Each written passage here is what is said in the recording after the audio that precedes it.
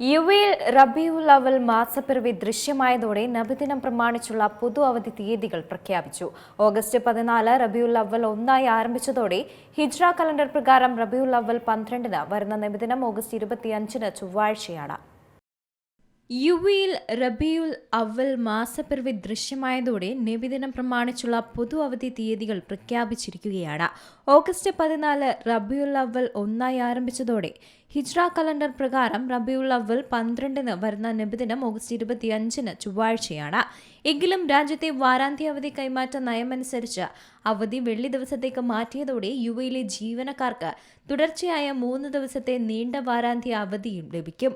ഈ വർഷത്തെ നബിദിന അവധിയുമായി ബന്ധപ്പെട്ട് പൊതു സ്വകാര്യ മേഖലകൾക്ക് ഓഗസ്റ്റ് 28 വെള്ളിയാഴ്ച അവധിയായിരിക്കുമെന്ന് യുഎഇ സർക്കാർ കഴിഞ്ഞ ആഴ്ച പ്രഖ്യാപിച്ചിരുന്നു.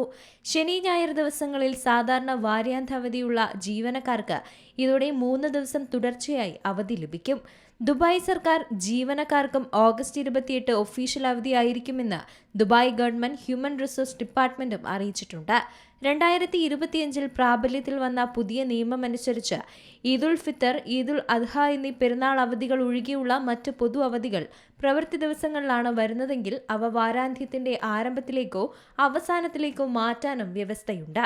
അവധിക്ക് ശേഷം ഓഗസ്റ്റ് 31 തിങ്കളാഴ്ച മുതൽ രാജ്യത്തെ ഔദ്യോഗിക ഓഫീസുകൾ സാധാരണ നിലയിൽ പ്രവർത്തിച്ചു തുടങ്ങും.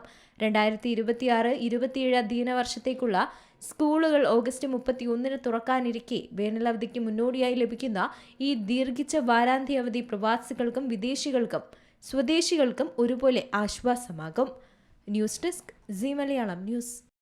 ഏറ്റവും പുതിയ വാർത്തകളും വിശേഷങ്ങളും വിരൽ തുമ്പിലറിയാൻ സീ മലയാളം ന്യൂസ് എല്ലാ ഡിജിറ്റൽ പ്ലാറ്റ്ഫോമുകളിലും ലഭ്യം.